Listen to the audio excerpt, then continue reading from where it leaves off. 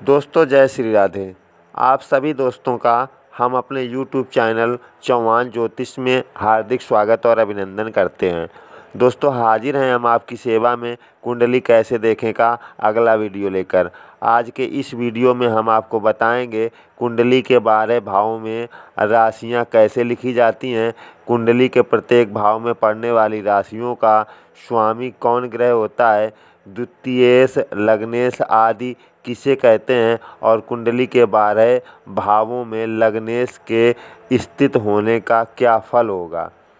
तो दोस्तों बने रहिए हमारे साथ, और अगर हमारा वीडियो आपको अच्छा लगे या कुछ आपको जानकारी इससे मिले तो कृपया हमारे चैनल को सब्सक्राइब करें और वीडियो को लाइक ज़रूर करें। आइए दोस्तों चलते हैं वीडियो की ओर।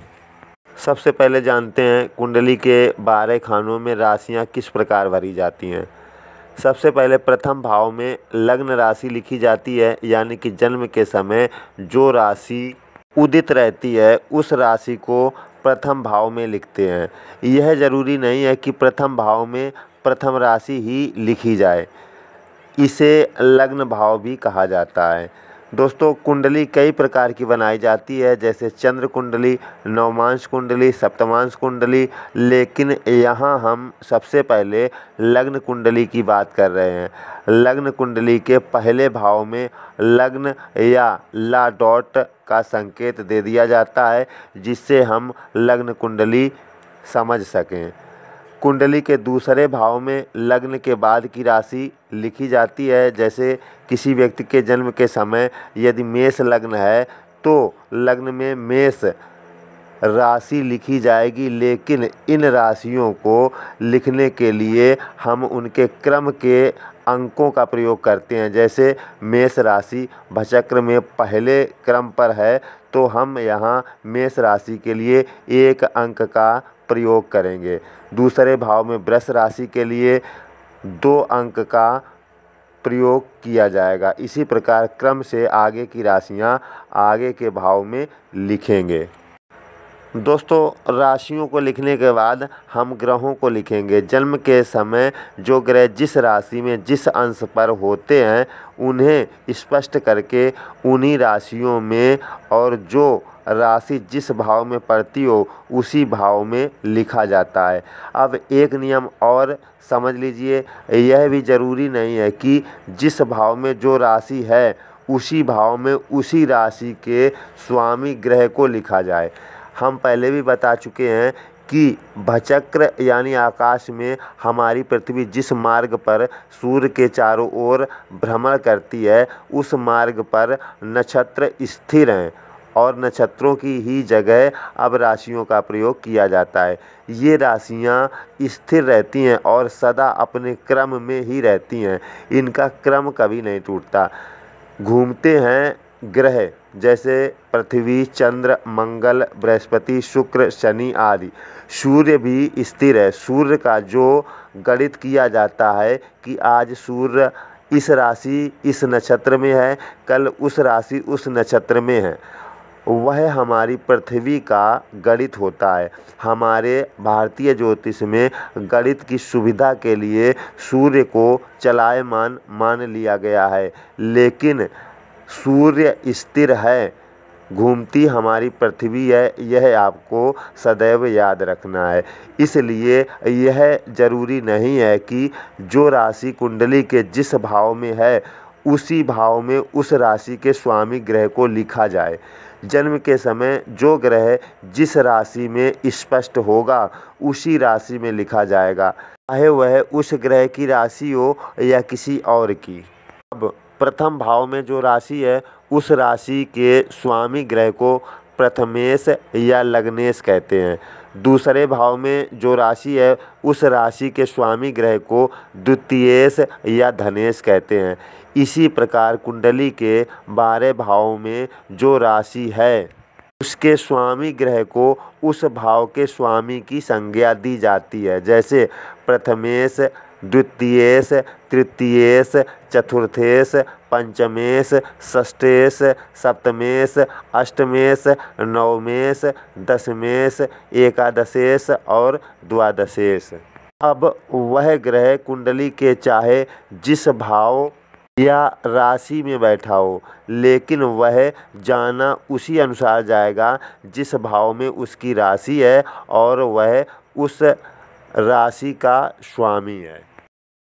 जैसे उदाहरण के लिए किसी व्यक्ति का मेष लग्न है तो प्रथम भाव में मेष राशि का 1 अंक लिखेंगे, दूसरे भाव में वृष राशि का दूसरा अंक। इसी प्रकार 12 भाव में मेष से लेकर मीन तक 12 राशियों के 12 अंक क्रम से लिखेंगे।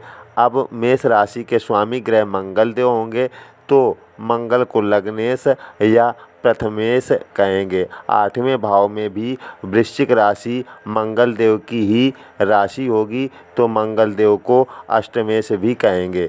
इस प्रकार मेष लग्न की कुंडली में मंगल देव लग्नेश और अष्टमेश होंगे। अब मंगल देव कुंडली के किसी भी भाव या किसी भी राशि में बैठ सकते हैं।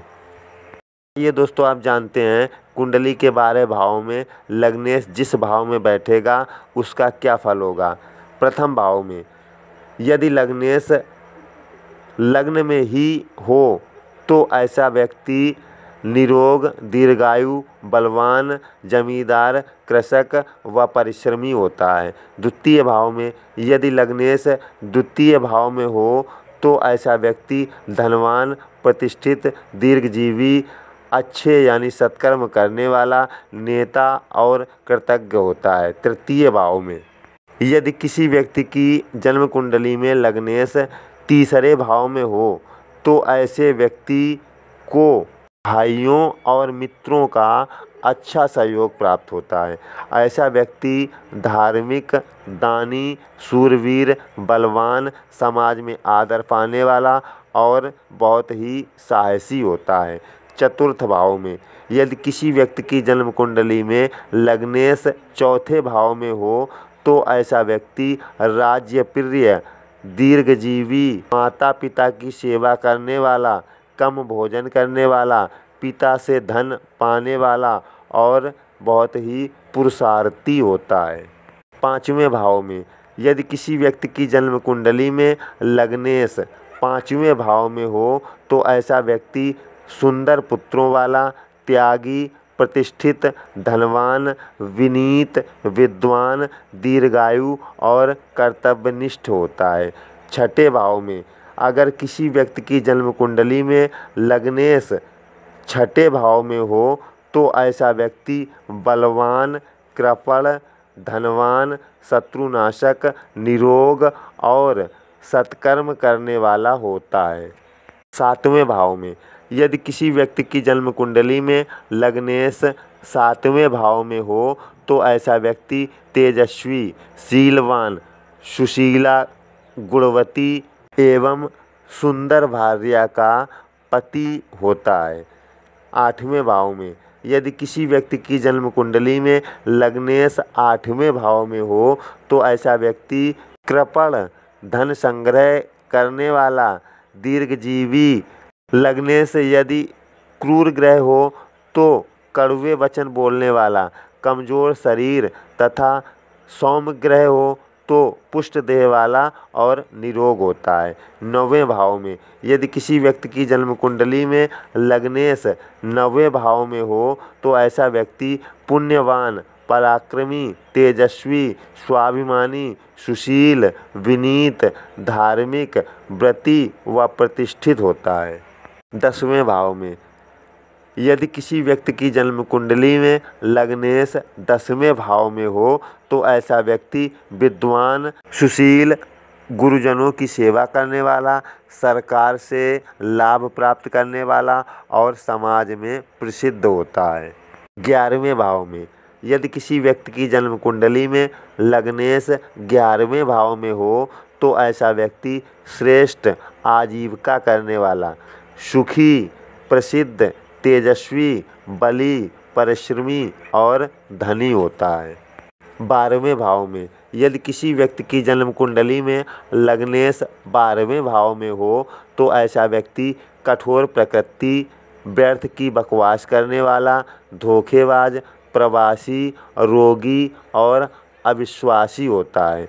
दोस्तों आज के वीडियो में इतना ही, मिलते हैं अगले वीडियो में। तब तक आप लोग खुश रहिए, मुस्कुराते रहिए। जय श्री राधे।